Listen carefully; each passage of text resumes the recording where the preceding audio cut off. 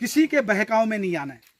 और मैं तो इस बात के लिए भी, क्योंकि ये कांग्रेस का बहुत संक्रमण काल चल रहा है, और संक्रमण काल में भी अगर आप लोग इतनी बड़ी तादाद में इकट्ठा हो तो आप सल्यूट हो, आपको सल्यूट है, आपको सलाम है। कहते हैं ना कि धीरज धर्म मित्र और नारी आपातकाल परिखिए चारी।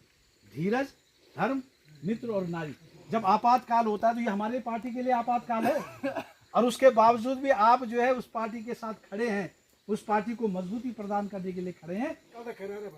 बहुत ही ज्यादा। अब तो मैं क्या बोलता हूँ, 27 और 27 में विधायक की जरूरत है। 15 साल तो दलीप राहत होगी और 5 साल खलूजी तो 20 साल राहत जो करे अब कुछ ना कुछ सोच लो। ज्यादा नहीं बोलना चाहिए तो बहुत ज्यादा कह ना, हम तो 27 से बाद हम चल जाए पक्की बात। बस 27 से चुनाव था, बस ज्यादा नहीं बोल सकते, बोलना बहुत कुछ पर नहीं बोलना।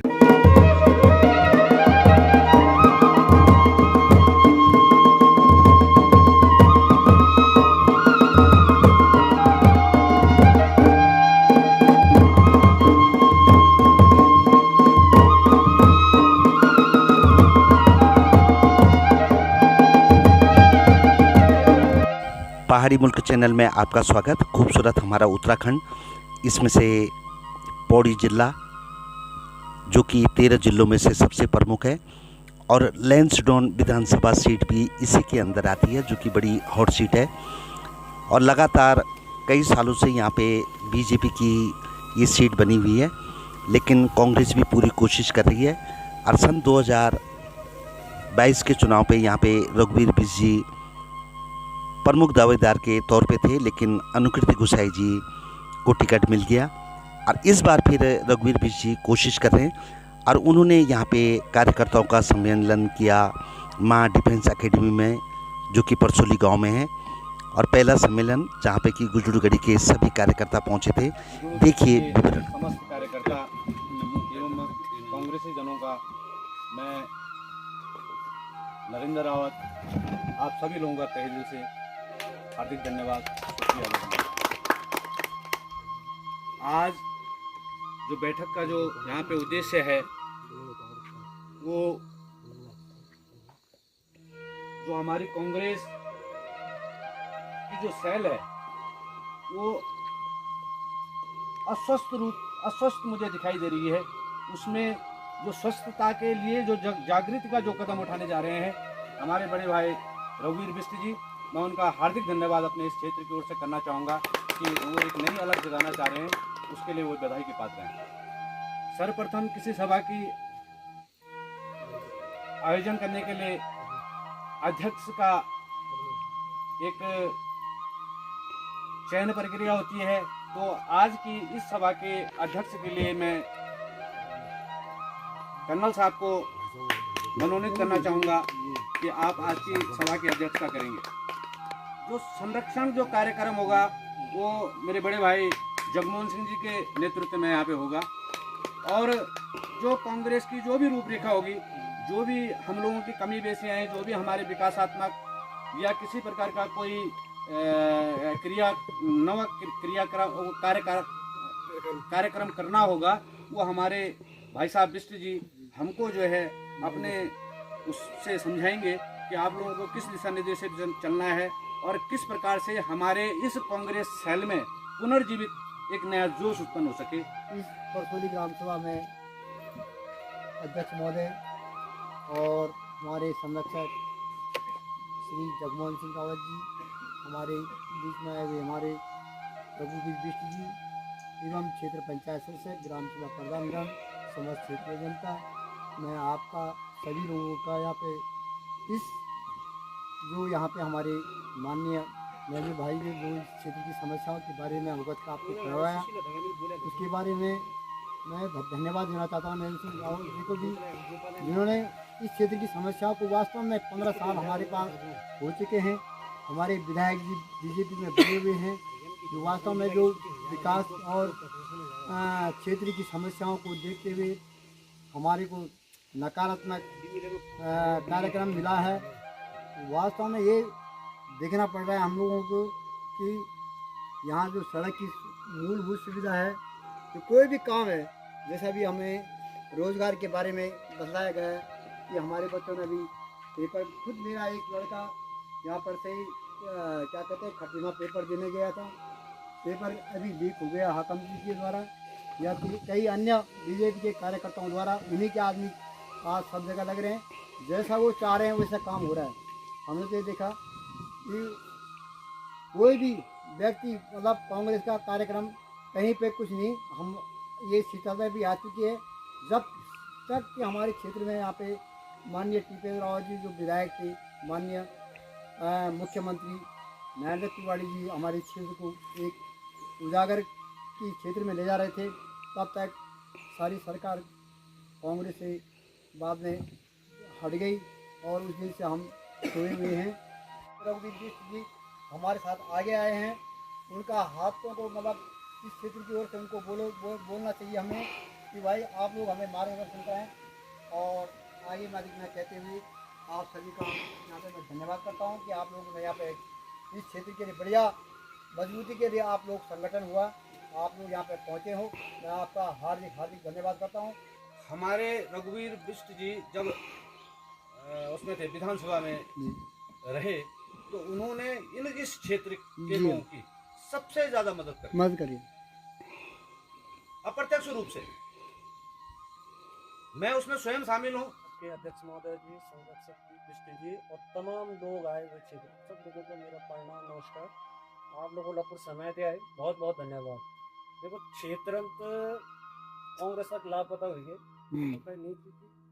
कांग्रेस का लोग भी थी या फिर बैठक में लग में कि 15-20 साल में शायद फर्स्ट बार तो भाई साहब मैं बहुत कार्यकर्ता भी नहीं हूँ, कुछ भी नहीं, पर थोड़ा यो चीज अगर ये तो लग में या अपन ये चीज हम झंडा उड़ान लग गए ये लोग बहुत ये तो लग में उम्र बीत गया कांग्रेस का थैला डंडा उठाने तो हम नए नए तो मतलब बच्चा लगा लेते राजनीति का कुछ नहीं जानता होना चाहिए, पर ये कांग्रेस की न्यू रखी शायद बिल्कुल 0 बजा रहे। तो आप लोगों पे आस है लोगों की, और आप शायद आपका फल हुए क्षेत्र के लोग को नहीं विचारों कि हम भी बोलेंगे लोगों के लिए और आपके साथ खड़े रहेंगे, एक दूसरे से जुड़े और लोगों को भी जोड़ने की कोशिश करेंगे। यार पैसा बोलता आप अच्छी तरह जान दो, पर थोड़ा सी बहुत कमी से हम लोग को बिल्कुल जड़ दो बहुत ज़्यादा लोगों को जोड़ने के लिए क्या क्या करना पड़ता, ये चीज़ का आप देखते और आप लोग हमारा वो बन जाओ, देख हम बोले सही गुस्से हैं बहुत बढ़िया। मैं क्यों सब लोग दुनिया की हाथ जाए। आप लोगों को धन्यवाद। नेतृत्व बागडोर को आप संभालें। जी हाँ। तो बात है इसमें ये जन जागृति आज जो कांग्रेस की जो सेल है नैनाडा की वो इतनी खत्म हो चुकी है, इतनी बिल्कुल अस्वस्थ हो चुकी है, वे बच्चे भी रहो कुछ लोग नहीं बच रहा। नमस्ते प्रणाम। पहले को बड़ी खैरार है 2027 अमल से और 22 बैठी 2012 बैठी अरे 27 लगन आज कांग्रेस ने हालत बहुत बुरी हालत, बहुत बुरी हालत। विकास कार्य में तुम देखो का भी जो 1 रुपए के थैला में कमी काम हो रहा है, क्या कोई बता कि मेरे क्षेत्र में काम हो रहा है, केवल कार्य करते घोड़े और जो खबर मेजोरिटी चाहे ताल फटर में तक वो चेंज बनी और क्षेत्र में विकास नाम से कहीं 1 रुपए क्षेत्र में कि मेरे क्षेत्र में काम हो रहा है। सार्वजनिक काम कोई काम हो रही है, रोड हालत जिसकी तस पड़ी कहीं में 1 रुपया काम नहीं। इस रोड 2005-6 बड़ी पूरा नहीं डालना भी लोगों, जबकि जना साबल जाने कद का रोड स्वीकार दिखाता है, सब तक पता चले क्षेत्र में क्या हो रहा है। और आज तो परेशानी आ गया कि लोग आत्महत्या करने लगते हैं कि मतलब बांदर सुंगर कि ना पहुंच गया, लेकिन आज तक खेती बाड़ी हो थोड़ा लोग एक सारा बैठे थे कि यार थोड़ा खेती बाड़ी हो रही है ना, थोड़ा गुजारा हो रहा है। अब वो भी नहीं है, नौजवान प्लान में चल रही। हम 2-4 भाई 15 हो रहे, कंग में देखो 2 बुढ़े अच्छी, कंग में 1 बुढ़ी अच्छी, कंग में 2 भाई, तो सारी स्थिति खराब हो गई पहाड़ की। और हम तो बहुत ज्यादा कह रहे हैं भाई, बहुत ही ज्यादा। अब तो मैं क्या बोलता 27 और 27 में विधायक की जरूरत बदल दो भाई। 15 साल तो दलीप राहत होगी और 5 साल खलूजित हुई, तो 20 साल राज में करे। अब कुछ ना कुछ सोच लो, ज्यादा नहीं बोलना चाहिए, बहुत ज्यादा कह रहे हैं। ना हम तो 27 बाद हम चल जाओ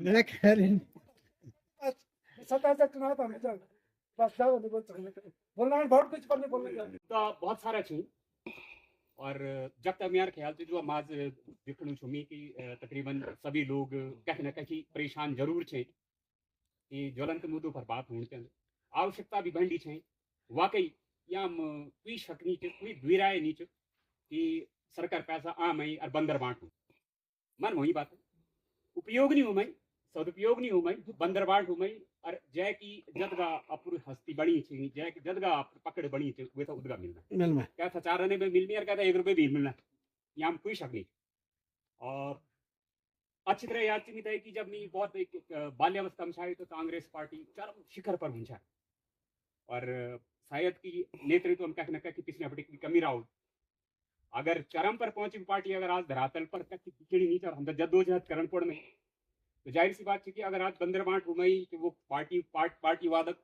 इन कुछ मुद्दा नहीं लेना मिले पर जो भी अनदेखी कारण जो जनता तक बगावत कारण जो गुनाहगार वाले लेकिन सजा तो जरूर मिले पार्टी आंदी रहती बढ़ती रहती जरूरत हम सब का संगठित हुए मजबूत हुए काम करने की इन न की नजर कक्ष है और इशारा कक्ष है और अद्ध से ज्यादा हम लोग ये हम अब तक खुद ही बर्बाद कर रहे कि हम बोलने गण खड़े हो जाए हम कीजिए हाँ हम तो दगड़ छो और थोड़ी देर बाद पता लगा कि कोई है कि अगर वे हमारा हाथ खेच के गया नहीं तो पहले तो हम तो ये चीज पर काम करना पड़े कि अगर हम एक जगह खड़े हो तो हम तो एक ही जगह खड़ रहने पड़े अगर हम क्या हाथ पकड़ रही तो हम तो अपुर जमीर दगड़ पैर पक्कू होने पड़े कद गए लोग हम जमीर बेचे गया देख मैं विद्या मुझे 1.5 साल बनी घारी में छू बेरोजगार आदमी छू मैं भी बेरोजगार तलाश कर मैं भी रोजगार तलाश कर मगर क्या पास जाने लोगों तो विधायक तक पहुंच मेरे तो चाहिए क्या कहना बोलना दुनिया भरा का पुंगड़ा पटुआ जी मेरा लोगों का भी पोटी बांझे मेरे भी बांधे पोटी मारे मी मच की मैं खैंडूं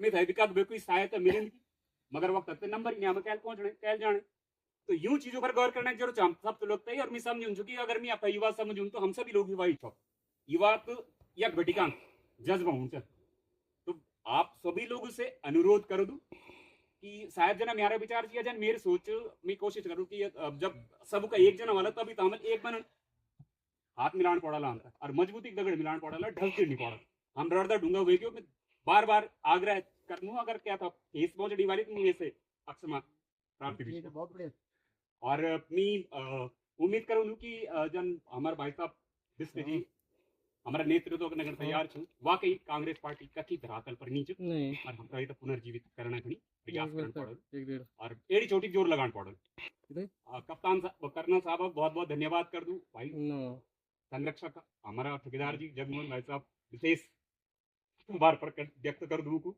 और दगड़ आप सभी लोगों विशेष आभार और बंडी बोले आदमी मेरे ख्याल से उन तो यहाँ पुराना तजुर्बा नीचे पर आज अगर आप मौका दिया तो शायद वैसे गलती लाख पत्थर वाले पर बाद बेटे एक दिन मौका मिला तो अच्छा और सुधार करने की कोशिश करो धन्यवाद हम तो जो सो जन दर जाओ कई दिन का हो जाओ स्कूल हम जान जो प्राइमरी में जान घम तप्पा हम तो फिलहाल घम तप्पा बन रहो क्योंकि हमारे बात तक कोई सुनना मत तैयार नहीं ठीक है अब जो पढ़ा लिखा है जो जरा एक निश्चल की वो बात खटा खट सुनी ना तो अब मैं आमंत्रित करना चाहूँ अपना बड़ा भाई जगमोहन सिंह जी आज भी तो कष्ट भी हो रहा है साथ साथ एक बड़ो आनंद भी आना चाहिए आप लोग संख्या और बड़ी थी हम तो उम्मीद से आई कि हमारी राय से संन्यास करीब कल 27 तक मिलने भाई 27 तक ना सुन ले 27 बाद में संन्यास हम कह रहा हॉल तो हम तो मिलो है जी आज जो जनरल साहब क्या मुझे रोग वीर दिशा निर्देश दिनो हम बुजुर्ग हम के का ये समझ जनरल साहब बोलते क्यों हाल दे जो मन में बड़ विधायक पर क्यों हाल योजना में बार हम तो हम जिंदा छो दिशा निर्देश दी शाम कार्य योजना बनाने से आज विकास को कार्य मुझे का काम है परंतु दुखी बात है कि जनरल साहब हमारे दिल तोड़ मेरा बड़ा भाई मैं बोल तुमने हमको निर्जीव किया है यहाँ आज जो कांग्रेस जो है रसातल में गई इन लोगों की कमी है सब मैं बोलता हूँ इन लोगों की कमी है ये तो सवाल नहीं है यार तक विधायक जी भारत सिंह बोलते रोज जी उठो खुशाल गिरिया बोलते दुर्गा जी आज खुशहाल बन दिल दिया आज नहीं अगर तुम्हें आशीर्वाद दिया तो दलीप राव प्यारे लड़के हमारे क्या एक भाई तो प्रदीप ये राजू सर्रा सब छन क्योंकि राज भी हमों से ज्यादा तेज है और समय पर वो एक बार तो एक बार राजू से एक बार पर ऊपर विधायक से हमारे बहुत कुछ है हम तो कल पूछ हम काम करने वाले भी हम तो निष्क्रिय कारण लोगों कार्य न बनाए हमने ये सामने है साक्षी या 21 किलोमीटर रोड आपके आस तक गई है कि वो का काम कर 360 हैंडपंप बने जनरल सावर टाइम पर भर्ती के 30 से लड़का भर्ती कर वितरण का 100 रुपये पहले का कई काम करे जनरल सावर माध्यम से है ना तो हम जब बोलते हमारे गांव मेरी जन हंसे क्यों रहा तो आज इस बात का आता है हमने जोड़ा भी उसने काम मेरे को समझो समझ वाल नहीं हुआ और चाची तू पर बड़ा एक मिनट वाल जो पर बड़ा हम तो पहचान से बोल ये आदमी सामने इसको लाया वापस में विक्रम को लाया ये विधायक जी आदमी चाहिए दगड़े जो हम अबे आज हम लोग कार थे ना पर हम तो सोच के ठीक बोला आदमी इसके ये तो जो टिंकू था मैं नाराज भी हूँ टिंकू से तुम क्या करो रोना आजकल ये क्या कर रहे हैं आजकल हम अकेले थे और अकेले में टिंकू प्रेमी राय सिंह एक गुमार बुआ सब लोग तो जोड़ी चलो हम मेरे कोई कांग्रेस तो कोई जाना चाहे कोई बीजे बोल रहा सब मजर भी चाहे भट्टे भी चाहे यू क्या चाहे वो चाहे हमारी योजना बनी और काम पार बीच में रही तुम्हारे हमें तीन कमी है तुम्हारा हमें क्या हम एक निरुत्साह नूनते आए तक हम तो अकेले रहना चाहे तो सुरेश सिंह लेके हम द्विपत्ति में जीता जाए द्विपत्ति में जीता द्विपत्ति में दे लिया हम 4 ग्राम लोग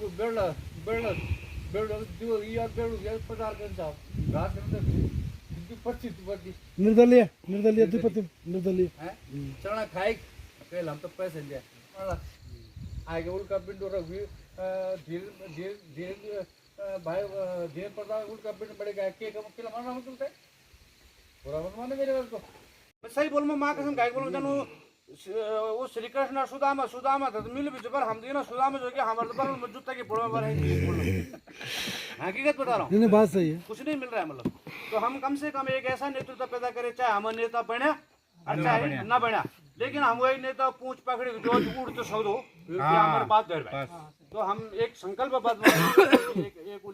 एक संकल्प लो हम कांग्रेस की बात नहीं करना हम एक अमन एक बात तरुमली बात है कि हम आप दगा तुम दगड़ छो अरे अब यदि नहीं है कहीं डगमग डोल रहे तब हम करना बोलने की भोगी पार्टी में शामिल हो जाए फलन हो जाए और भारतीय सेना में जिन्होंने 34 वर्ष इस राष्ट्र की सेवा की आदरणीय कर्नल राजदर्शन सिंह रावत जी और हम सब के आदरणीय इस क्षेत्र के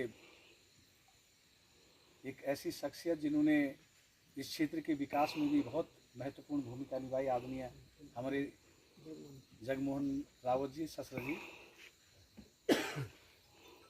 आदरणीय हमारे शिक्षाविद आदरणीय श्री भोपाल सिंह जी सत्यनारायण जी दर्शन सिंह जी और बोरा जी नेगी जी शर्मा जी बंगारी जी सब नाम मिले सब क्योंकि सब परिचित थी हमारे पत्रकार बंधु आदरणीय दर्शन सिंह जी आशु घाट बेटे कुलदीप जी और न्यार दगड़िया डॉक्टर अशोक और पत्रकार भाई नरेंद्र सजवान जी मैं सबसे पहले तो आप सबका हृदय की गहराई से बहुत बहुत आभार प्रकट करता हूँ कि आप अपने व्यस्ततम कार्य को छोड़ करके इस जन संवाद कार्यक्रम में यहाँ पे उपस्थित हैं क्योंकि हर एक के अपने कोई ना कोई महत्वपूर्ण काम रहे होंगे लेकिन एक शॉर्ट नोटिस पर अपने सारे काम को छोड़ करके इस जन संवाद कार्यक्रम में यहाँ पे उपस्थित है मैं हृदय की गहराई से आपका बहुत बहुत आभार करता हूँ मैं पिछले 20-25 सालों से लगातार क्षेत्र में हूँ और 2017 से लेकर 2022 तक तो कोई ऐसा क्षेत्र नहीं था जहां मैं व्यक्तिगत रूप से न गया हूं। 2022 के इलेक्शन में इस तरह का घटनाक्रम हुआ, आप सब जानते, मुझे कहने की आवश्यकता नहीं। लेकिन 2022 के बाद भी मैं लगातार अपनी सामाजिक गतिविधियों में शामिल रहा। ये नहीं कह सकते कि ये क्षेत्र में नहीं रहा, लेकिन सामाजिक गतिविधियों में बेशक मैं पार्टी कार्यक्रमों में नहीं रह पाया, क्योंकि पार्टी के कोई कार्यक्रम ही नहीं होते थे। मुझे एक हफ्ते पहले ही भाई तेजपाल सिंह रावत जी का फोन आया और उन्होंने कहा कि भाई बिश जी, भाई साहब सब लोग कह रहे हैं कि यार आप एक बार क्षेत्र में आइए और थोड़ा सा अपने पार्टी संगठन के लिए और पार्टी संगठन को कैसे मजबूत किया जाए उसके लिए आप लोगों से मिलना जुलना शुरू कीजिए। फिर मैंने गौरव से बात की।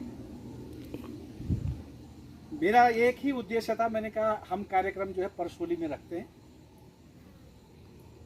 तो गौरव ने सुझाया कि मां डिफेंस एकेडमी में वहाँ पे बैठक भी हो सकती है। और तो मैंने कर्नल साहब से अनुरोध किया, कर्नल साहब ने सहृदय से उस बात को स्वीकार किया। मैं उनका भी हृदय की गहराई से बहुत आभारी। और आज मुझे खुशी इस बात की है कि अपने मैंने दूसरे पारी, राजनीतिक पारी की जो शुरुआत है वो आज गुजरू क्षेत्र से की है।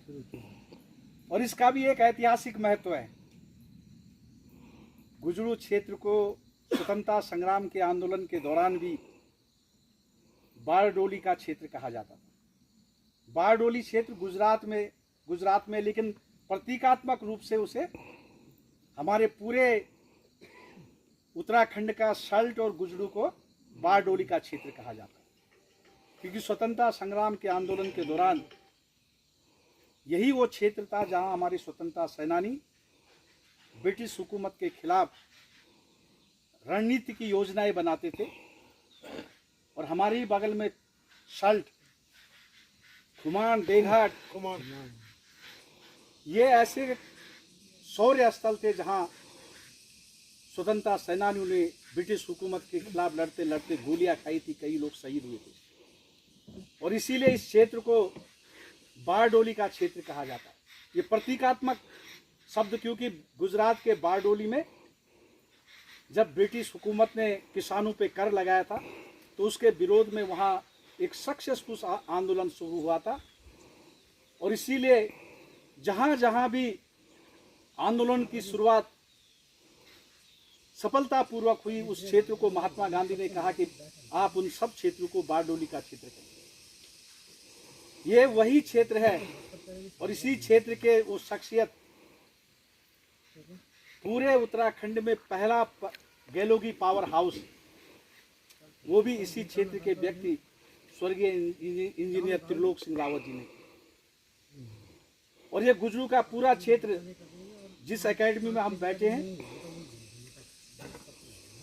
उनके पूज्य दादाजी स्वतंत्रता सेनानी स्वर्गीय नारायण सिंह जी, विष्णु पाल सिंह जी, पान सिंह जी, शीशराम पोखरियाल, गीताराम पोखरियाल इसी गुजरू क्षेत्र के स्वतंत्रता सेनानी थे।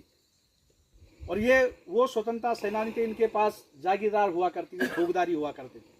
थोकदार तो अंग्रेजों के टाइम पे खुद ही थोकदार थे, लेकिन उसके बावजूद भी उन्होंने थोकदारी छोड़ करके, स्वर्गीय थान सिंह रावत जी ने अपनी सरकारी नौकरी को छोड़ करके और तब ब्रिटिश हुकूमत के खिलाफ लड़ाई लड़ते हुए जंगे आज़ादी की लड़ाई में लड़े थे। ये क्षेत्र इसलिए एक क्रांतिकारियों की धरती है, यहाँ से एक ऊर्जा का संचार होता है।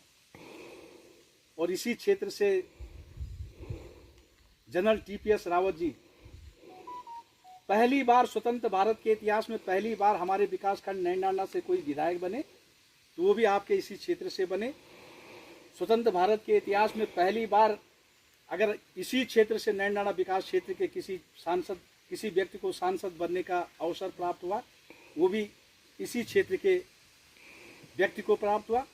और जैसे कि आदरणीय रावत जी ने भी कहा कि जनरल टीपीएस रावत जी वो व्यक्तित्व थे जिन्होंने अपने सेना में रहते हुए 95 से लेकर 98 तक वो उत्तराखंड के पहले ऐसे लेफ्टिनेंट जनरल जो डीजी आसाम राइफल थे। लेकिन उन्होंने 95 से लेकर 98 तक उस समय उत्तराखंड राज्य का गठन भी नहीं हुआ था और उन्होंने कभी सोचा भी नहीं था कि मैं राजनीति में आऊँगा, मैं सांसद विधायक बनूंगा।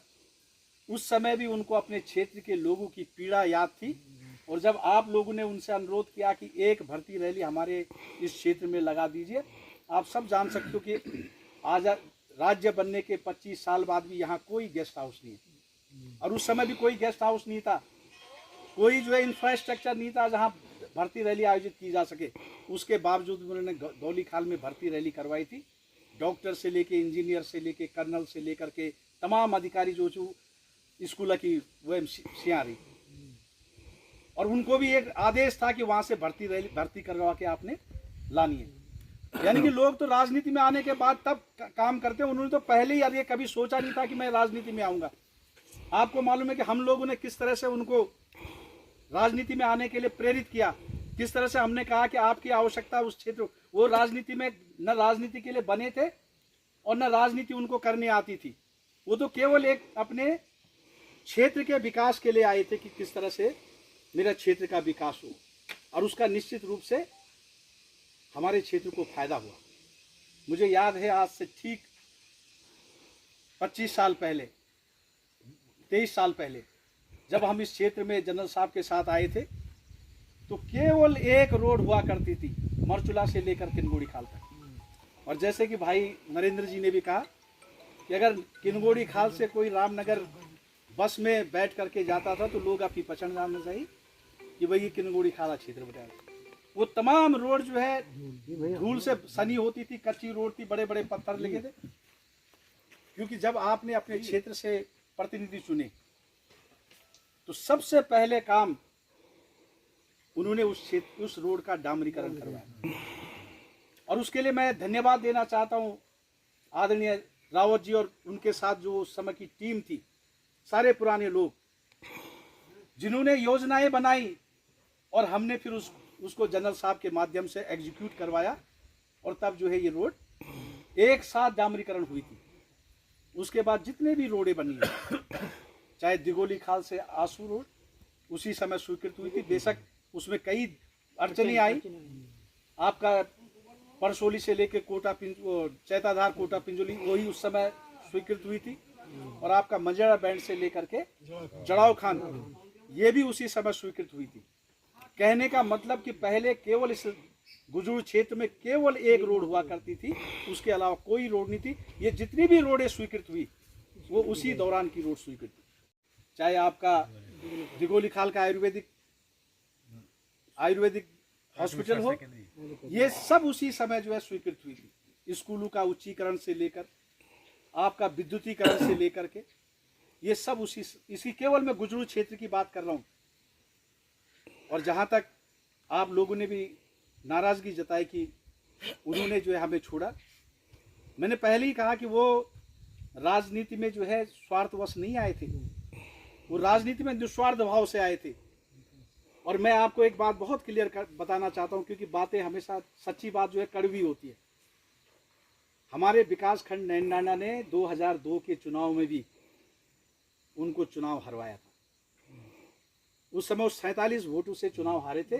अगर रिखणी खाल ब्लॉक उस समय साथ नहीं देता तो हम न विधायक पा पाते और नहीं हम कैबिनेट मंत्री पाते। मुझे तो केवल मैं उसकी बात नहीं कर रहा हूँ, हम एक गुजरू क्षेत्र, कम से कम इस क्षेत्र को तो एकजुट होना चाहिए था। यहाँ 7 पोलिंग बूथ थी और उन 7 पोलिंग बूथों में भी जनरल साहब जो है आगे नहीं थे। अगर आप गुजरू क्षेत्र से ही अगर आप केवल गुजरू क्षेत्र के पोलिंग बूथों को गिनो तो उसमें भी जनरल साहब जो है वो पीछे थे, भारतीय जनता पार्टी से पीछे थे। तो हम ये नहीं कह सकते कि भाई हम लोगों ने जो है उनको, ये मैं बहुत कड़वी बात कह रहा हूँ कि ये हम नहीं कह सकते कि हमारी वजह से जो विधायक बने। हमने तो 2002 के चुनाव में ही उनको जो है चुनाव हरवा दिया था। वो तो रिखणी खाल वालों का हम शुक्रगुजार करते कि उन्होंने उस व्यक्ति की योग्यता को समझा। और दूसरी बात, जहाँ तक बात है, मैंने पहले ही कहा कि वो कभी इस देश से नहीं आए थे। उनका तो एक सामने था कि जिस व्यक्ति को आप लगातार 1991 से लेकर के अपना सांसद बना रहे हो, जिस व्यक्ति की इमेज ऐसी थी कि भाई ये ईमानदार व्यक्ति है, और जिस पार्टी को आप लगातार चुनाव जितवा रहे हो, दो जनरल साहब के अलावा यहाँ से कांग्रेस से कोई प्रत्याशी नहीं जीता था 1991 से भी लेकर के, लगातार जो है कांग्रेस चुनाव हारती रही। ये इतिहास है, ये फैक्ट है। युगमणि में तो गुरु हार गए। ये तो उस व्यक्ति ने भी कहा कि भाई अगर मेरा क्षेत्र, इससे बड़ी बात क्या हो सकती कि अगर मैं अपने क्षेत्र को अगर वो देता हूं, क्या मुख्यमंत्री के रूप में देता हूं, तो उस व्यक्ति को जिसको यहाँ के लोग 1991 से लगातार चुनाव जिता रहे हैं, जिस व्यक्ति की इमेज है कि भाई ये तो बहुत ईमानदार व्यक्ति है, और जो व्यक्ति जो है, जिस व्यक्ति को हमारी नैनाना ब्लॉक की, मुझे तो मालूम है कि 2003 के चुनाव में जब जनरल साहब कांग्रेस से चुनाव लड़े थे और जनरल खंडूरी बीजेपी से चुनाव लड़े थे, इसी नैनाना क्षेत्र के ब्लॉक ने उनको उस समय भी चुनाव हरवाया था। तो जब यही की जनता चाह रही कि भी वो व्यक्ति बढ़िया है, उस व्यक्ति को सांसद भी बना रहे, तो उस व्यक्ति को अगर उन्होंने जो है अपनी सीट छोड़ी, और सीट नहीं छोड़ी, उनके सामने घोषणा करवाई थी। आपको ध्यान होगा जब दिगोली खाल में भी आए थे और जब धुमाकोट में भी आए थे, उस समय उन्होंने जनरल खंडूड़ी के मुंह से कहलवाया था कि मैं 70 विधानसभा क्षेत्रों में सबसे विकसित क्षेत्र अगर किसी को बनाऊंगा, धुमाकोट को बनाऊंगा। जब जो व्यक्ति इतने बड़े जन सैलाब के सामने जो है घोषणा कर रहा हो, अगर वो अपने वचन से पीछे हट रहे हो, तो उसमें गलती जो है दूसरे की गलती तो नहीं है ना, क्योंकि उस व्यक्ति की तो अपना कमिटमेंट है। वो भी तो फौज का मेजर जनरल थे, उनकी भी तो अपनी कमिटमेंट थी क्षेत्र के प्रति। वो भी तो जो है 1991 से लेकर के लगातार चुनाव जीते हैं। उनके लिए तो कोई नहीं कह रहा कि भी उन्होंने कुछ नहीं किया, लेकिन हमेशा अपने व्यक्ति के लिए क्या, जिन व्यक्ति को हमने खुद चुनाव हरवाया हो अपने उस समय भी, उनको अगर हम कहें तो ये उनके साथ अन्याय होगा। राजनीति में हर कोई व्यक्ति अपने परिवार को आगे बढ़ाता रहता है, कोई अपने बेटे को बढ़ा रहा है, कोई अपनी बहू को बढ़ा रहा है, कोई किसी को बढ़ा रहा है, लेकिन राजनीति में ऐसा सत्यनिष्ठ जीवन जनरल TPS रावत जी का, कि उन्होंने राजनीति में, आपने देखा होगा उनके कार्यकाल को, न तो उनके किसी परिवार के व्यक्ति ने यहाँ ठेकेदारी की, न उनके किसी व्यक्ति को उन्होंने जिला पंचायत लड़वाया, न उन्होंने जो अपने परिवार के किसी भी सदस्य को जो है अपना वारिस घोषित किया। और मुझे गर्व इस बात का है, मैं आप लोगों के सामने विनम्र होकर कहता हूँ कि उन्होंने मुझे अपना राजनीतिक उत्तराधिकारी बनाया, जबकि मैं उनका कोई रिश्तेदार भी नहीं, मैं उनका दूर दूर तक भी कोई रिश्तेदारी नहीं, और उसके बावजूद भी उन्होंने मेरी मैं अपने जीवन, सार्वजनिक जीवन की सबसे बड़ी पूंजी मानता हूं कि उन्होंने भरी हमारे उस लोगों की सभाओं में मुझे, जब लोग अपने बेटे को राजनीति में, बेटे बहू और तमाम लोगों को अपना राजनीतिक उत्तराधिकारी घोषित करते हैं, उन्होंने मुझे अपना प्रतिनिधि राजनीतिक उत्तराधिकारी घोषित किया। तो ये मेरे सार्वजनिक जीवन की सबसे बड़ी पूंजी है। तो मैं आज की राजनीति में, कोई लोग तो चाहते हैं कि मुझे ही टिकट मिल जाए, उसके बाद जो है कोई बात नहीं। मैंने उस समय खुद महाराज जी से रिक्वेस्ट किया था कि महाराज जी, एक हमारे क्षेत्र से ऐसे व्यक्ति हैं जिन्होंने अपने सेवा काल के दौरान भी वहाँ बहुत भर्तियाँ रखी हैं, और उनके पूज्य दादाजी, पिताजी, चाचा जी ने भी उस क्षेत्र के लोगों को मसूरी देहरादून विद्युत विभाग में रोजगार दिलवाया था। उनका पूरा परिवार सेवा अस्माकम धर्म का उनका मूल मंत्र है। अगर आप उनको टिकट देंगे तो निश्चित रूप से वो चुनाव जीतेंगे। यहाँ से चुनाव जीते, उनकी योग्यता को देखते हुए तिवारी कैबिनेट में वो कैबिनेट मंत्री बने, और आज हमारे विकास खंड नैनडांडा से लेकर रेखनी खाल में जो भी विकास काम देख रहे हैं आप, चाहे पेयजल योजना, रूंडेली पेयजल योजना से लेकर के धुमाकोट पेयजल योजना से लेकर के आप जितने भी मंदिरों का सौंदर्यकरण देख रहे होंगे, जितना भी आप जो है डिग्री कॉलेज से लेकर के ITI से लेकर के रेखनी खाल, ये सारे काम उसी समय हुए। हमारे पूरे उत्तराखंड का वार्षिक बजट 2400 करोड़ रुपए का, और आज वार्षिक बजट कितना है? 80,000 करोड़।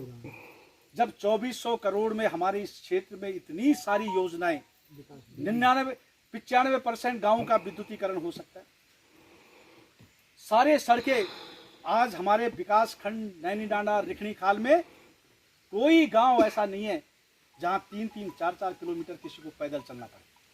वो उसी समय की रोडें स्वीकृत है। आज चाहे वो अपने एंड अवस्था तक पहुंचे, लेकिन वो सारी रोडें जनरल साहब के दौरान उसी समय डिग्री कॉलेज बना, उसी समय धुमाकोट पेयजल, नैनडांडा पेयजल, ग्रूंडेलू पेयजल, ये सारी योजनाएं, उस समय 3 स्वास्थ्य उपकेंद्र बने थे, गौलीखाल, आपका शंकरपुर और आपका भौन। ये आपका नैनडांडा जो कम्युनिटी हेल्थ सेंटर, उसी समय उसकी बिल्डिंग बनी थी। जब 2400 करोड़ के वार्षिक बजट में सरकार इस क्षेत्र में इतने विकास काम कर सकती है, तो आज तो 80,000 करोड़ रुपए वो कहाँ गया। 15 साल इस भारतीय जनता पार्टी के शासनकाल को भी हो गए, इस क्षेत्र में एक भी कोई ऐसी योजना नहीं बनी जिसको हम कह सके कि ये भाई विधायक ने करवाई हो, ये राज्य स्तर की योजना है।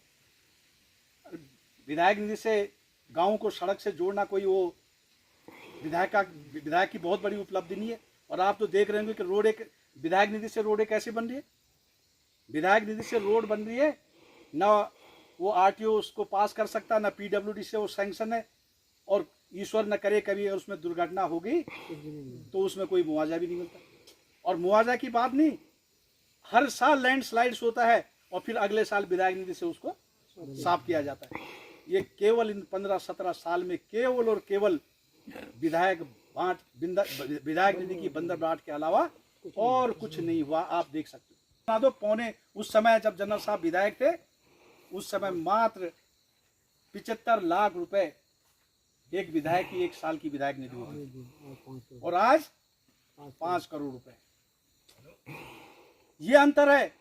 और उस समय 75 लाख में हर एक गांव को विधायक निधि मिली, और आज 5 करोड़ रुपए में होने के बावजूद भी कहां विधायक निधि की बंदरबाट हो रही है किसी को पता नहीं। ये आत्ममंथन करने का समय है। विधायक तो आप किसी को भी बना दो, केवल विधायक निधि बांटनी है तो फिर विधायक का अपना एक विजन होना चाहिए, एक सोच होनी चाहिए।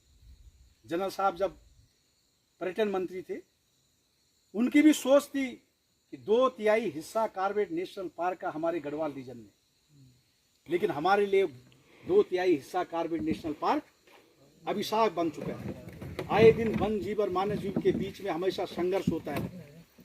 आए दिन खबर आती है कि भाई बाघ ने किसी व्यक्ति को निवाला बना दिया, किसी बच्ची को निवाला बना दिया, और वहीं 1/3 हिस्सा नैनीताल में रामनगर कॉर्बेट नेशनल पार्क होने के बावजूद वो उनके लिए वरदान सिद्ध हो रहा है।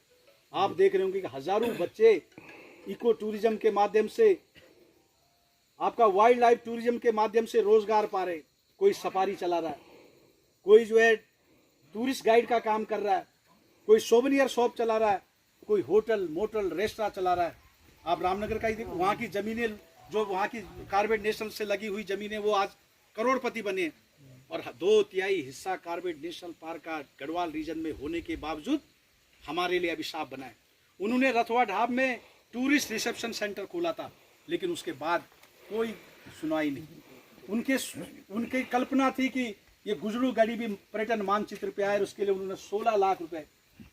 ये जो मंदिरों के सौंदर्यकरण देख रहे हो, ये लोग हमेशा, क्योंकि इनको विभागों की जानकारी थी, ये लोग जो है विभागों से एस्टिमेट बनाते थे। और मैं तो उनका भी धन्यवाद करना चाहता हूँ कि मेरे गांव का भी जो वहाँ मंदिर का सौंदर्यकरण, हमें भी पता नहीं था कि मंदिर सौंदर्यकरण कैसा होता है, तो इन लोगों ने जो है RES के माध्यम से एस्टिमेट तैयार करके और उस सौंदर्यकरण का, ये चाहे शल्ड महादेव का मंदिर का सौंदर्यकरण उनका भी था कि गुजरू गढ़ी जो 52 गढ़ों में से एक गढ़ी है, वो हमारे पर्यटक केंद्र बने, ऐतिहासिक धरोहर है। और हम तो ये क्षेत्र तो जो आपका गुजरू क्षेत्र है, यहाँ से रामनगर से यहाँ की डिस्टेंस बहुत कम है, लेकिन जैसे ही मरचुला से हम किनगोड़ी खाल के आते हैं, यहाँ पे आपके तमाम जो ऐसे पेड़ हैं, चाहे बांस के हो, बुरांस के हो, काफल के हो, उनसे जो है ठंडक हवा भी चलती है, लेकिन उनको यहाँ तक लाने के लिए इस तरह की कोई कार्य योजना अभी तक नहीं बनी। आज तक कल ब्याल हम गए, चाहे आप ये देखो कि यक से लेके वक्त जो से कहीं जो कोई गेस्ट हाउस नहीं, कहीं जो कोई रेस्ट हाउस नहीं। अगर पर्यटक आएंगे भी तो वो रहेंगे कहाँ? पर्यटक आएंगे तो उनको ठहरने के लिए, खाने पीने के लिए क्या व्यवस्था होगी? और हमारे पास तो 2 ऐतिहासिक धरोहर ऐसी हैं, एडवेंचर टूरिज्म के माध्यम से हम पर्यटकों को जब यहाँ तक आ सकते हैं, पर्यटक आपके मरचुला तक आते हैं, तो गुजरू गढ़ी जो है, जो क्योंकि एडवेंचर टूरिस्ट जो होते हैं, वो जो चढ़ाई के उसको माउंटेनिंग से लेकर के ये ट्रैकिंग का उनका बड़ा शौक होता है। एक हमारा ट्रैक जो है गुजरू गढ़ी है, और दूसरा ट्रैक हमारा कहाँ है? दीवा डांडा, और तीसरा ट्रैक हमारा बूंगी देवी, और चौथा हमारा रिखणी खाल के उसमें जो भैरवगढ़ी। ये 4 ऐसे सिद्धपीठ हैं जहाँ जो है ट्रैकिंग करके और वहाँ से बहुत बढ़िया हिमालय व्यू, आज हिमालय व्यू को देखने के लिए लोग दूर देश विदेश से आते हैं। लेकिन इस क्षेत्र का कभी इस तरह से पर्यटन के रूप में प्रसारित नहीं हो पाया। केवल उसी समय गुजरूगढ़ी केवल एक उसमें आई थी, टूरिस्ट मैप में आई थी, जब उन्होंने 16 लाख रुपए दिए थे, लेकिन उसके बाद किसी ने उसकी सुध नहीं ली। मैं भी उनके पद चिन्हों पे मैं पूरे, क्योंकि वो तो उनकी तो पैरों की धूल के बराबर भी नहीं, लेकिन मैं भी आपको बता दूं कि मैंने भी राजनीति के 1996 से लेकर के महाराज जी से लेकर अब तक मैं ये कह सकता हूं कि गर्व साथ कि मेरे परिवार का भी कोई ठेकेदार नहीं रहा, और मेरे परिवार के किसी भी सदस्य ने इन तिरस्त या पंचायत चुनाव में न कोई प्रधान का चुनाव लड़ा, ना क्षेत्र पंचायत का चुनाव लड़ा, ना जिला पंचायत का चुनाव। और मैंने भी उस समय जनरल साहब से वायदा किया था कि जब तक आप राजनीति में रहोगे तब तक मैं कोई पद नहीं लूंगा, राजनीतिक पद नहीं लूंगा, तब तक कोई चुनाव ही नहीं लड़ूंगा। और आपने देखा होगा कि 20 साल 25 साल जो है राजनीति के क्षेत्र में कोई इंतजार भी नहीं करता। मैं आप रियली बताऊं कि मैं आप एक और बात बताऊं कि मुझे कई लोग कहते हैं कि यार यक्ष से बढ़िया जो तुम वह करो काम करके देहरादून। अब लोग जो देहरादून रखने जा वो तुम एक विधानसभा को भी पकड़ो और बाकी जो तुम काम करो शुरू कर दो। लेकिन जैसे जनरल साहब को 2017 में, मैं आप आज एक बात और क्लियर करना चाहूँ, उनको भी 2017 में हरीश रावत जी ने एक सलाह दी थी कि साहब आपकी उम्र ज़्यादा होगी, आप जो है गढ़ी कैंट से चुनाव लड़िए, क्योंकि गढ़ी कैंट में लगातार हरबंश कपूर का परिवार चुनाव जीते आया, 6 बार चुनाव जीते। उन्होंने कहा कि जनरल साहब आप पैदल चलने में दिक्कत होगी, ऐसा करें कि आप जो है वहाँ से चुनाव लड़िए गढ़ी कैंट से। और उनके साथ प्रोफेसर MPS बिष्ट जी और पृथ्वीपाल चौहान जी दोनों साथ। लेकिन मैं आपको बहुत क्लियर बताऊँ कि जनरल साहब ने कहा कि मैं राजनीति में इसलिए नहीं आया कि मुझे विधायक ही बनना है। मैंने जो अपनी क्षेत्र, अगर मुझे चुनाव लड़ा रहे हो तो मुझे वहीं से लड़ाओ लैंसडोन से 2017 में, नहीं तो मैं चुनाव नहीं लड़ूंगा। तो उस व्यक्ति की इस क्षेत्र के प्रति कमिटमेंट है। मैंने कहा नहीं कि वो राजनीति में इसलिए नहीं आए थे। तो ये कहने का मतलब कि हम सबको एकजुट होना पड़ेगा। आज जो लोग, ठीक है अगर 10 लोग भी हो लेकिन संगठित हो तो वो मंजिल हासिल कर सकते हैं।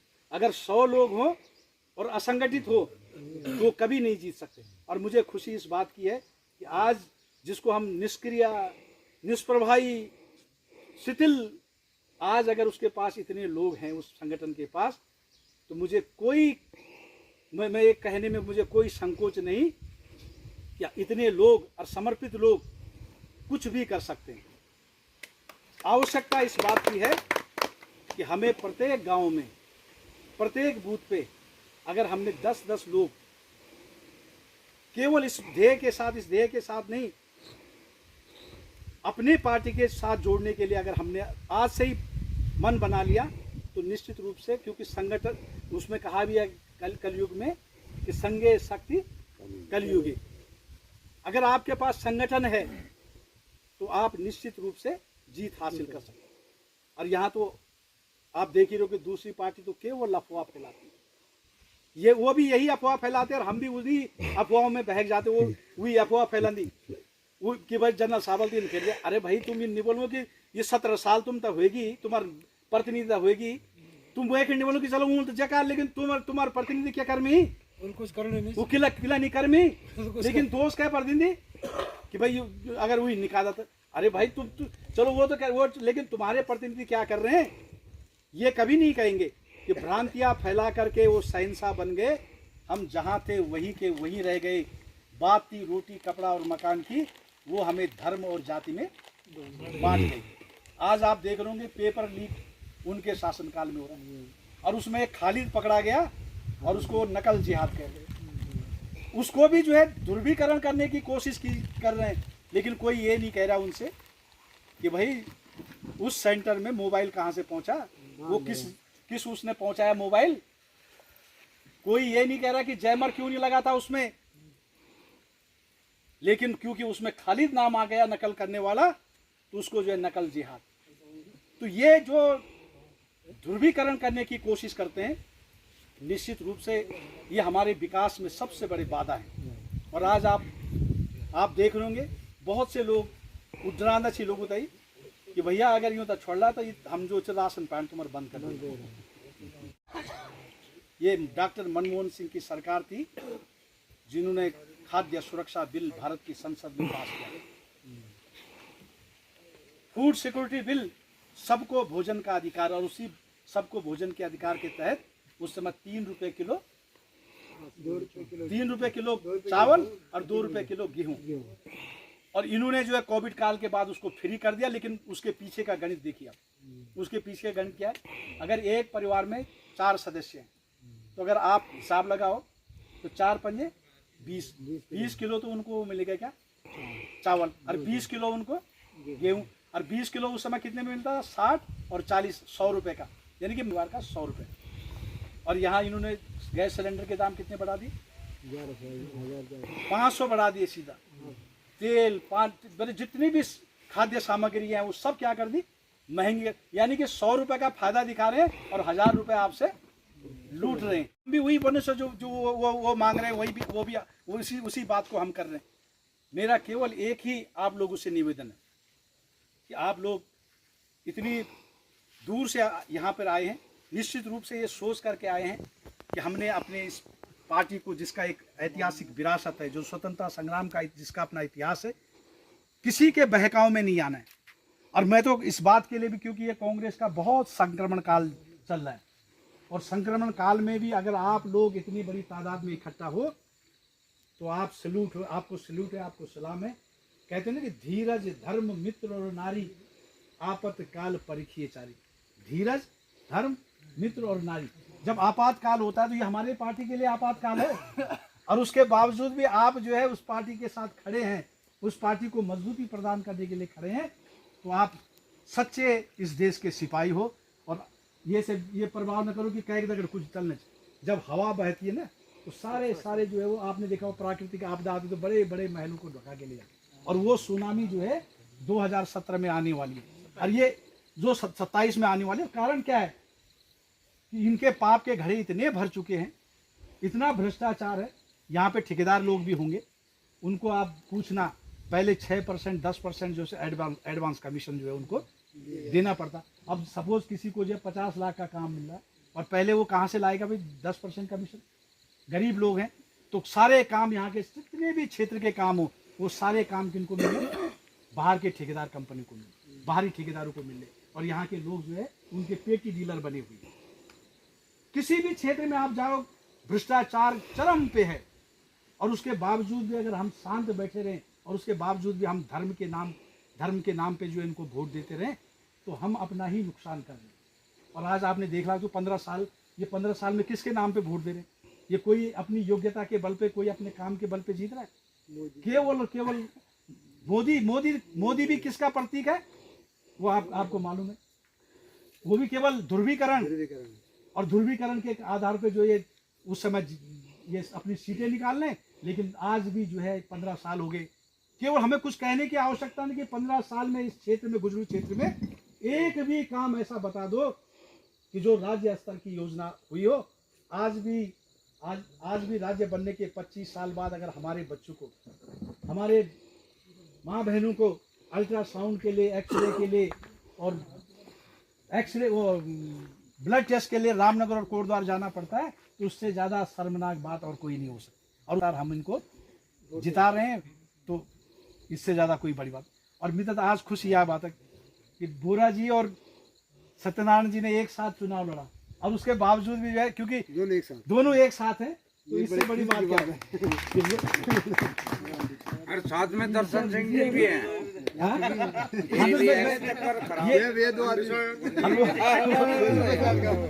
सबको मतलब पड़ो यार ना, सही बात है, क्योंकि ये जो है सबसे बड़ी लोकतंत्र की खूबसूरती है।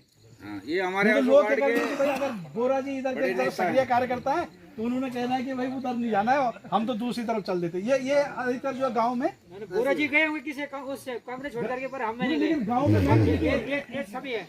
हाँ, गांव में जो है, मैं कांग्रेस पहले से था, अभी भी हूँ, और जन्म तक रहूंगा। हम हमारे सबके साथ रहते हैं, हम क्षेत्र में बीजेपी के साथ है, सब उधर है। गांव में अधिकतर मेंटलिटी ये होती है कि अगर ये उधर है तो दूसरा जो उधर है। कि रिश्ता ये दरे दीवार का, ये तेरा भी है ये मेरा भी है, मत गिरा इस घर को इसमें नुकसान, तेरा भी है, मेरा मेरा भी भी है। हम क्यों लड़े छोटी छोटी बातों के लिए? इसमें नुकसान तेरा भी है, मेरा भी है। इसलिए हम सब का जो एक बार एकजुट होगी और अपर पार्टी का जो मजबूत करना। और मैं एक आपका और बात बता दूं, हम बीजेपी को बोल दो नहीं अंधभक्त छी किला बोल दो, क्योंकि वो पट्टी बांध रहा हूँ कुछ दिखी दो नहीं होता, बस मोदी यार वेक्सरा हमकन भी कोई निवाली भी अंधभक्त छी।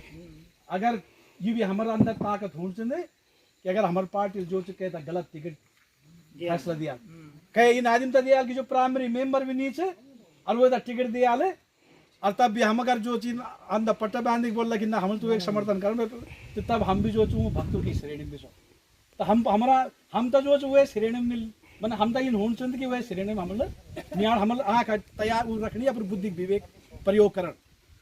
हम जो विरोध नहीं कर सके, अन्याय सेना भी जो है अन्याय से ज्यादा बड़ा होता है।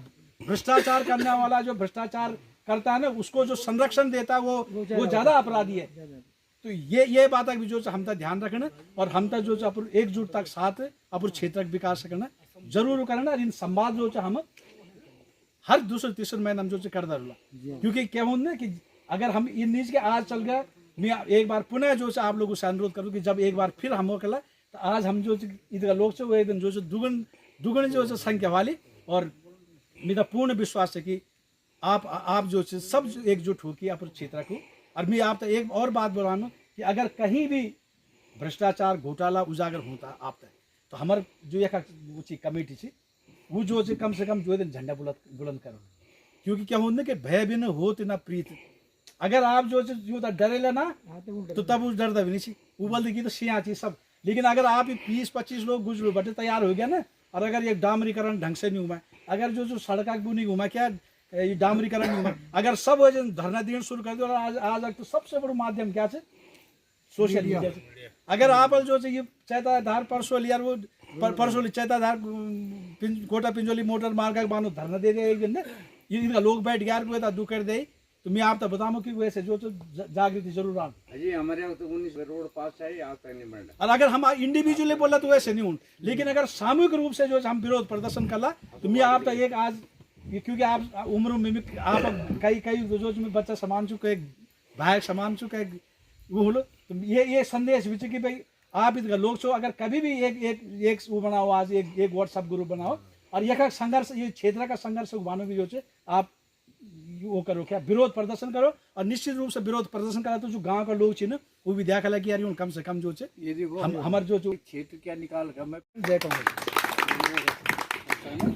जरा अपने शब्दों में अवगत करवाया और हमारा यहाँ पे एक मार्गदर्शन किया। और जनरल साहब के बारे में जो आपने जो बातें यहाँ बताई, वाकई ये मूल माननीय श्री रघुवीर जी, मेरे बड़े भाई श्री जगमोहन सिंह रावत जी और सभी सम्मानित क्षेत्र के वासी। मैं कोई राजनीतिक आदमी नहीं हूँ, लेकिन मैं बार बार सुन रहा हूँ और मैंने कई जगह सुना। मैं कांग्रेस का हूँ ना मैं बीजेपी को, मैं सिर्फ एक क्या हूँ पहाड़ी आदमी, यहाँ का रहने वाला, यहाँ के दर्दों को समझता हूँ। मैं पिछले 5 साल से एक महसूस कर रहा हूँ आप लोगों के द्वारा कि भाई कांग्रेस पीछे जा रही है। मुझे तो कहीं नजर नहीं आ रही कि कांग्रेस पीछे जा रही है। अपनी सोच को बदली करो। मैं आज एक छोटी सी कहानी मैं भी बता देता हूँ। सन 75 में श्रीमती इंदिरा गांधी देहरादून के परेड ग्राउंड में आई थी। आपको सुन के ताजुब होगा, मैं सन 75 की बात कर रहा हूँ, 50 साल हो गए। आप विश्वास मानोगे कि सड़कें जाम हो गई, रोडें जाम हो गई। मैं और मेरे पिताजी मेरे को लेके, मेरी माँ को ले, मेरे छोटे भाई को लेके 5 आदमी हम सुबह 6 बजे के घर से चले हुए, रात को 9 बजे घर पहुंचे थे। हम प्रेम नगर रहते तो वो देहरादून रहते थे।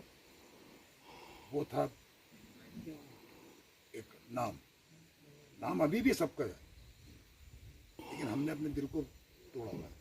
मैं पिछले 5 साल से, मैं आपके पूरे उत्तराखंड की बात नहीं कर रहा हूँ, मैं 5 साल से इस क्षेत्र को बहुत नज़दीक से देखने की कोशिश की।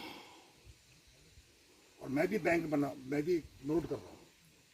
और आप विश्वास नहीं माना, मेरे पास भी क्लिपिंग है, मैंने भी कुछ नोट करके रखा। ये आप, अगर मैं आपको पैसे दे के वोट खरीद रहा हूँ तो आप किसी का नुकसान नहीं कर रहे, किसका कर रहे हो? अपने को।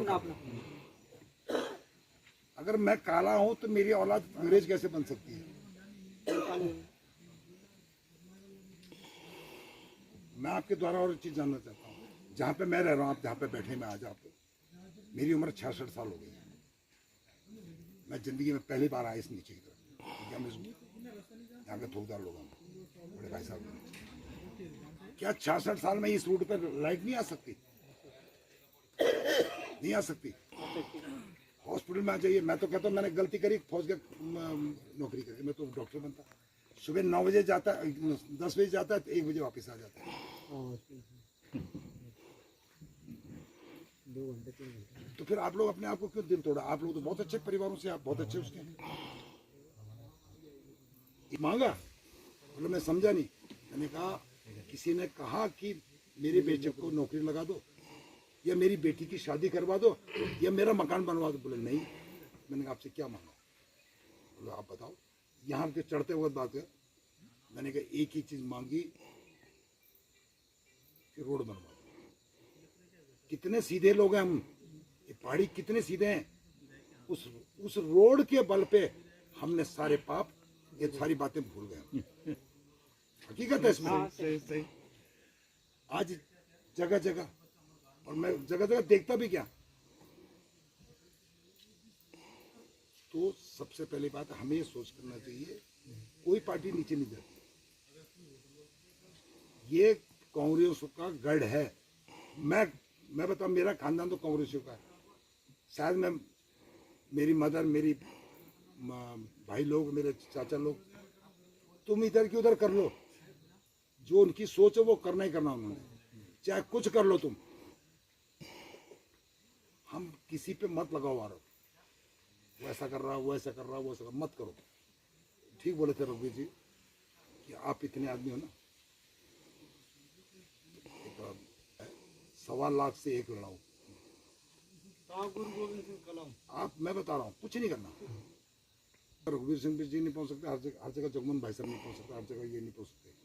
आप अपने काम पे लगे रहो। किसके लिए? अपने क्षेत्र के लिए, नए बार के लिए, अपने बच्चों के लिए। मैं बताऊं दर्द, मैं 5 साल से अकेडमी चला रहा हूं। मैंने बहुत भुगता है इस गांव के अंदर, बहुत भुगता है मैंने। आज आपके बच्चों, जो आप उम्मीद कर रहे हैं ना, हम बोले जनरल टीपी सरवत हमारे भाई हैं, कब तक करते वो? पर हमने अपनी गलतियां खुद कर रखी है। मैं एकेडमी के अंदर चलाता हूं, मैं बता रहा हूं 5 साल से, बच्चों के नंबर 50 से 55% नहीं है। किसको गाली दोगे? प्रधानमंत्री को या मुख्यमंत्री को, या किसको?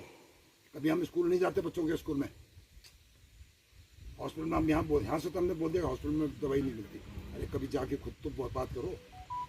जाएगा वो बीजेपी का है या कांग्रेस का है? इतने लोग अगर हल्ला कर दे वहाँ पे, तो विधायक जी आपके प्रतिनिधि हैं, मैं भी जाता हूं उनको मिलने के लिए, मैंने भी बोला उनको कई बातें। आप मत बोलिए अपने आप को कि हम कमजोर हैं, ये हो गया वो नहीं। आप जितना अपने आप को कमजोर बताएंगे, उतना आपको दुनिया को कमजोरी बताएगी। कोई कमजोर नहीं हुआ है। अरे कमजोर होते तो आज इस उम्र में भी हम रोड पे चल रहे हैं। अभी हमारे आगे प्रधान जी, वो प्रधान कौन है? वो भाई साहब पीछे बैठे हुए। यार अब एक बात हुई है, मैं इन लोगों से मिला हूँ, उन्हीं पहचान नहीं था, बात दूसरे चल। मैं इनके इलाके में गया हूँ, दुकानों में, घर में को, आ जाओ भाई जी चाय पी जाओ। यार हम उस प्रदेश के लोग हैं यार। फिर हमने आपको कमजोर बताया। हम अपने बड़ों को प्रणाम करते हैं,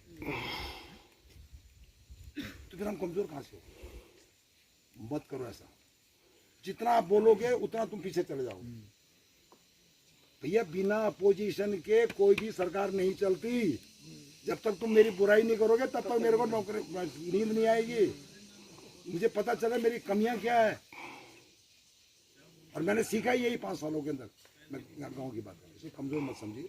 जो हमारे बड़े हैं, बड़े बुजुर्ग हैं, जो भी किसी भी पार्टी से, उनसे सीखने की कोशिश करो।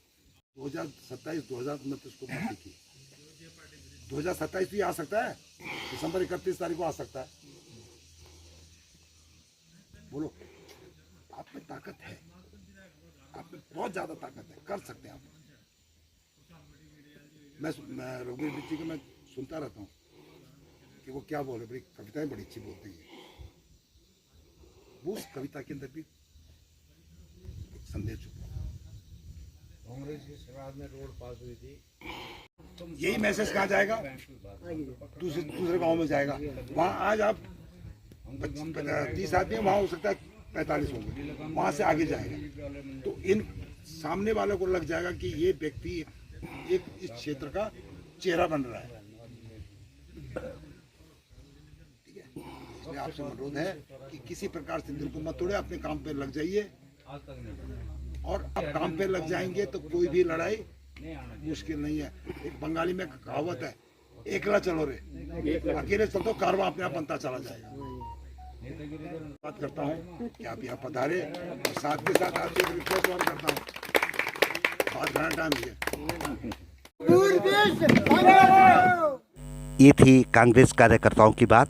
रघुवीर बिष्ट जी ने जो शुरुआत की है गुजरूगढ़ी से की है, माँ डिफेंस एकेडमी परसोली से। आपने पूरी बात सुनी, निर्णय आपको करना है, लेकिन रघुवीर बिष्ट जी पूरी कोशिश कर रहे हैं। ग्राम ग्राम भ्रमण करने की उनकी ये प्रक्रिया शुरू हो गई है सन 2027 के चुनाव के लिए, विधायक के लिए, और परसोली से शुरुआत हुई। कैसा लगा आपको वीडियो, कमेंट जरूर लिखें।